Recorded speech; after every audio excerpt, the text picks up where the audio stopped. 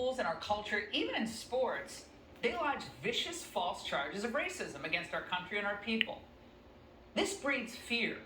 So rather than disagree with the prevailing views on pronouns or anti-racism or even climate change, they write what teachers want to read: regurgitated left-wing claptrap. That's what happens in universities today. Now, I was a firebrand in college, shocking to many of you, I'm sure, but that's a lot to ask of most 18 to 22-year-olds when they're going to need a professor's recommendation to get ahead, for instance. It's an awful cycle. It's fed by fear. Meanwhile, one crowd's not at all afraid of being vocal and rude. Why is that? Because they're protected. Like the dozens of protesters who tried to prevent Judge Kyle Duncan from speaking at Stanford Law School. Isn't it your president? Because you are also talking to her.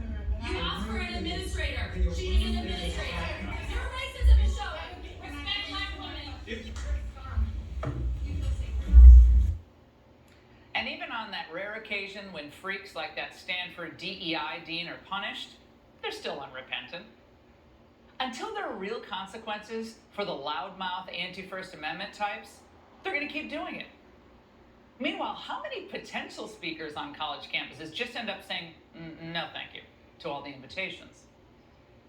Of course, those who peddle fear to control people and control narratives are themselves the most fearful of all.